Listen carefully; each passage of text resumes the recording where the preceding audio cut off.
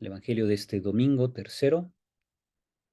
El texto del Evangelio dice así: En aquel tiempo, Juan se encontraba en la cárcel y habiendo oído hablar de la obra de Cristo, le mandó preguntar por medio de dos discípulos: ¿Eres tú el que ha de venir o tenemos que esperar a otro? Jesús les respondió: Vayan a contar a Juan lo que están viendo y oyendo. Los ciegos ven, los cojos andan, los leprosos quedan limpios de la lepra, los sordos oyen, los muertos resucitan, y a los pobres se les anuncia el Evangelio. Dichoso aquel que no se sienta defraudado por mí. Cuando se fueron los discípulos, Jesús se puso a hablar a la gente acerca de Juan. ¿Qué fueron ustedes a ver en el desierto? ¿Una caña sacudida por el viento? No. Pues entonces, ¿qué fueron a ver? ¿A un hombre lujosamente vestido? No, ya que los que visten con lujo habitan en los palacios. ¿A qué fueron, pues, a ver a un profeta? Sí, yo se lo aseguro, y a uno que es todavía más que profeta, porque de él está escrito: He aquí que yo envío a mi mensajero para que vayan delante de ti y te prepare el camino. Yo les aseguro que no ha surgido entre los hijos de una mujer ninguno más grande que Juan el Bautista. Sin embargo, el más pequeño en el reino de los cielos es todavía más grande que él. Palabra del Señor. Muy bien, de este texto de San Mateo pongo estos puntos de meditación. Primero, el pasaje tiene tres momentos, ya vimos. Primero, la pregunta que el Bautista le manda hacer a Jesús sobre si es él el que tenía que venir. Vemos la explicación que Jesús hace de la vida y misión de Juan, como segunda parte. Y la tercera parte, la grandeza que él mismo tiene, la cual es superada incluso por el más pequeño en el reino de los cielos. En la primera parte, la pregunta: ¿eres tú el que tenía que venir o tenemos que esperar a otro?, refleja en Juan un cierto escepticismo sobre Jesús, porque Juan esperaba un Mesías que separara la paja y el grano, pero Jesús más bien se dirigía a publicanos y pecadores. Vemos que la concepción que Juan tiene del Mesías es alguien que tajantemente va a separar a los buenos y a los malos, ¿no? En lo que es separar la paja y el grano. Pero resulta que Jesús, por ejemplo, se acerca a los publicanos, come con ellos, se acerca a los pecadores, le sana un criado a un centurión, perdona a los que llevan una vida de pecado y muestran algo de arrepentimiento, presenta la gratuidad del amor de Dios hacia todos, incluso los extranjeros. Eso no se lo esperaba Juan. Uh-huh. Jesús anuncia un Dios de misericordia y no de sacrificios, ¿verdad? Dios no pide sacrificios. Y Juan, pues creía en un Dios que exigía sacrificios.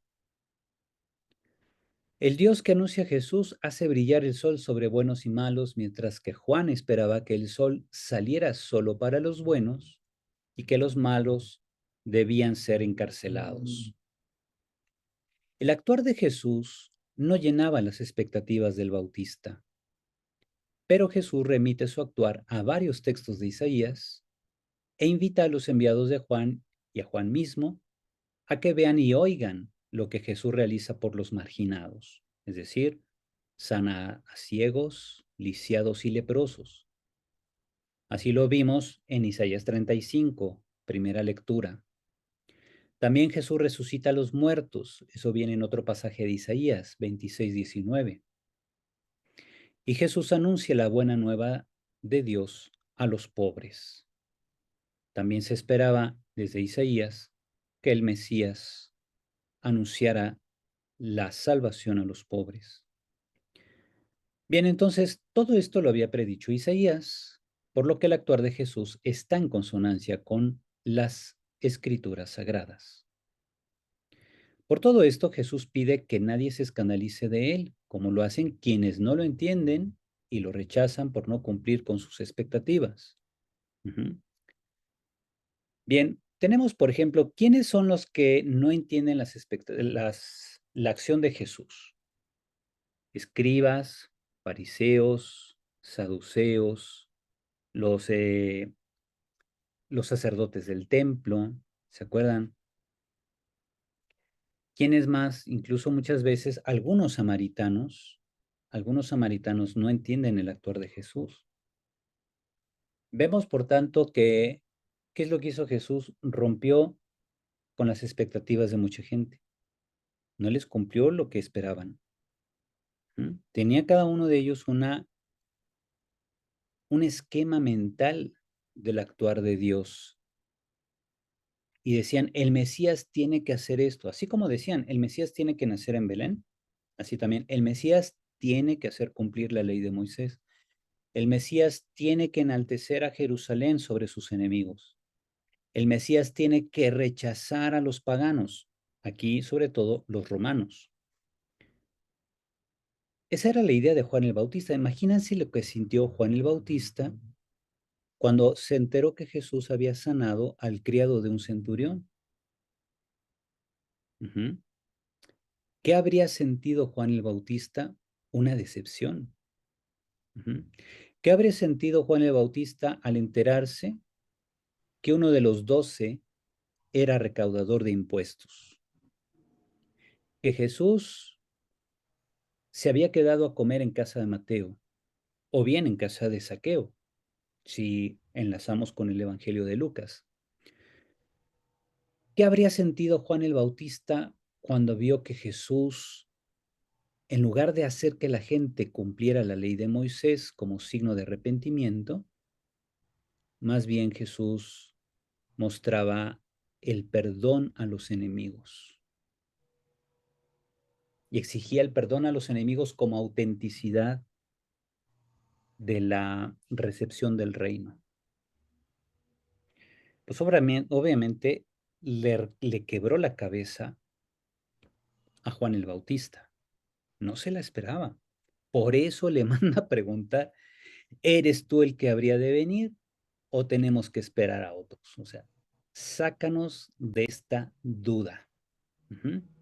Y Jesús le responde diciendo, yo estoy cumpliendo lo que el profeta Isaías había escrito.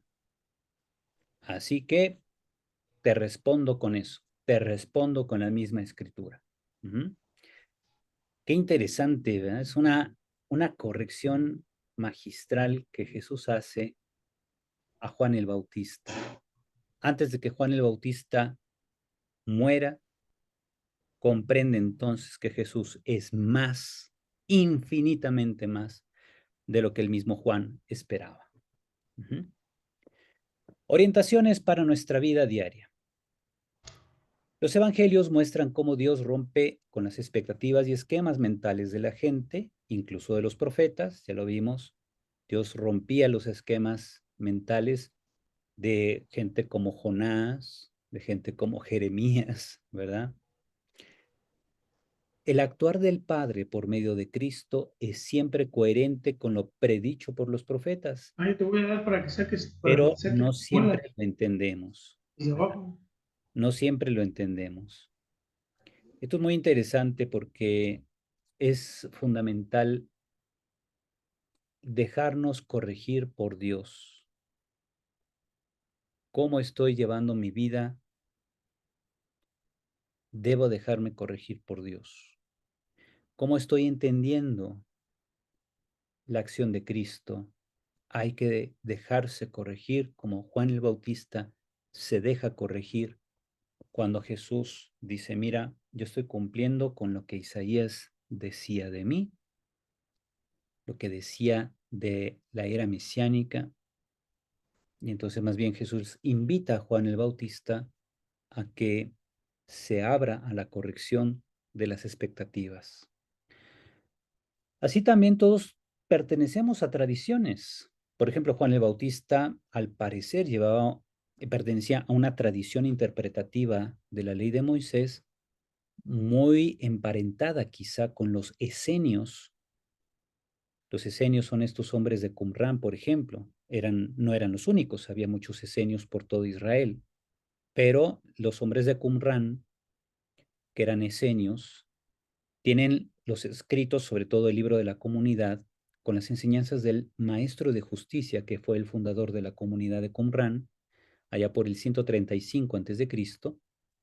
Y cuando uno lee lo que ellos dicen que dijo el maestro de justicia, uno encuentra muchas semejanzas con la predicación de Juan el Bautista.